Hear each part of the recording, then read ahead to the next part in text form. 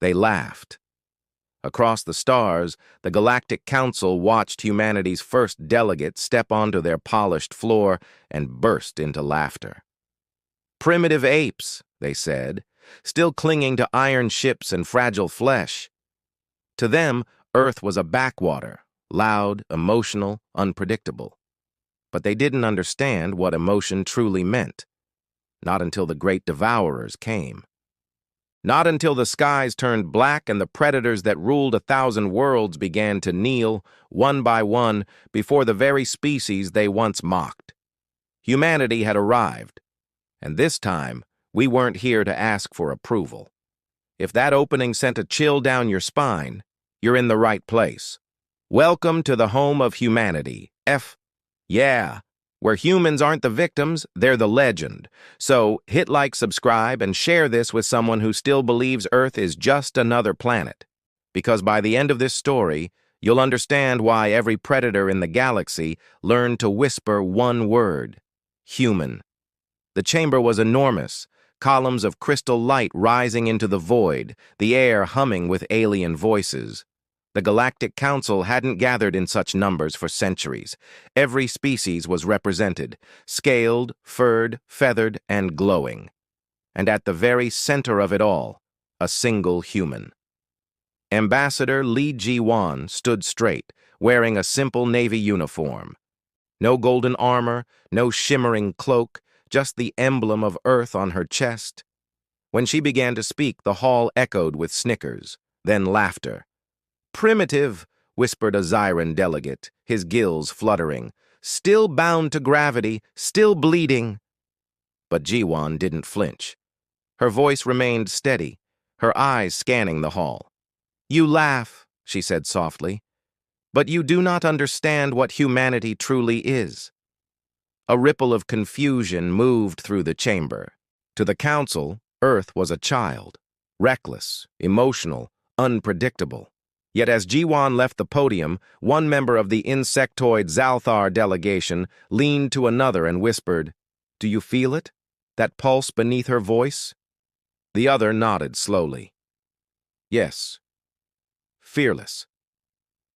Outside the station's great window, a faint light flared on the edge of known space.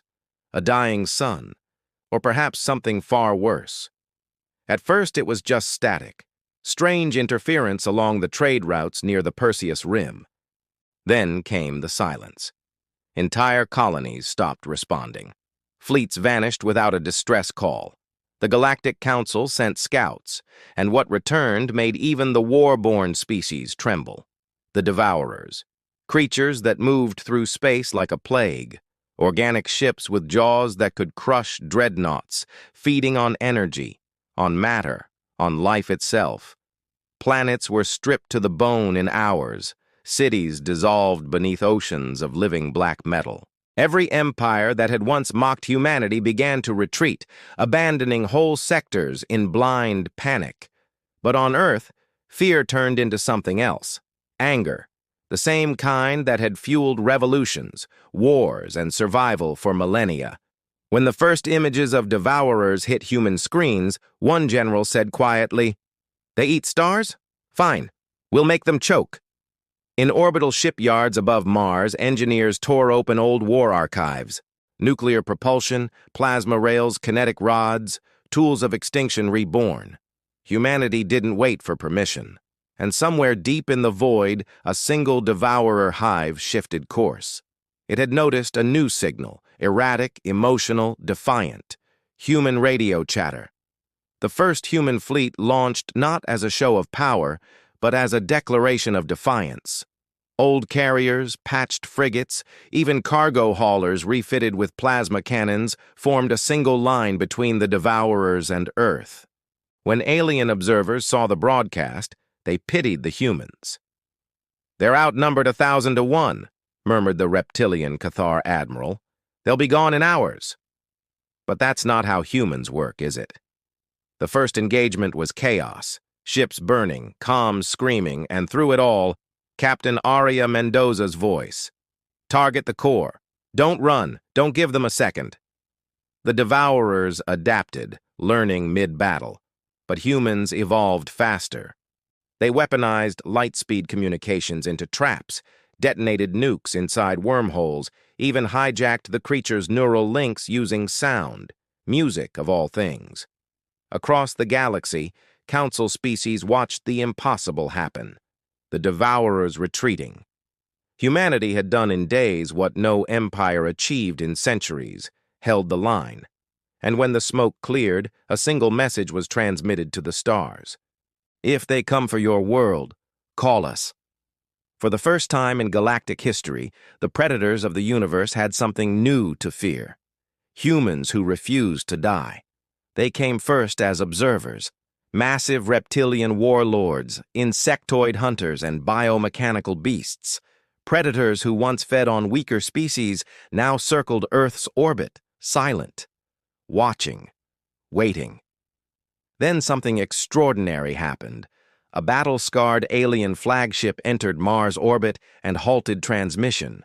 Its commander, a six-limbed creature from the Threx Dominion, once known for enslaving entire planets, requested only one thing: to meet a human commander.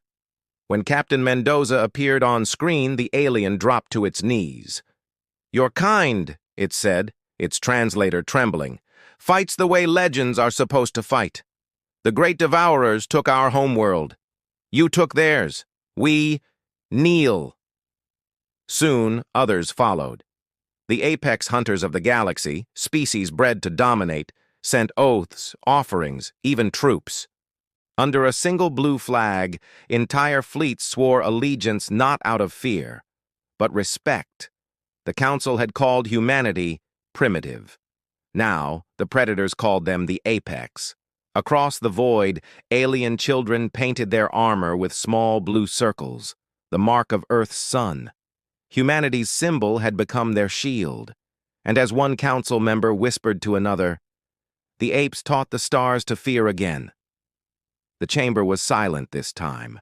No laughter, no whispers, only the hum of the council HES lights as the doors opened and the human delegation stepped inside.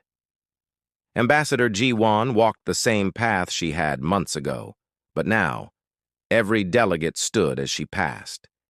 Even the proudest species lowered their gaze.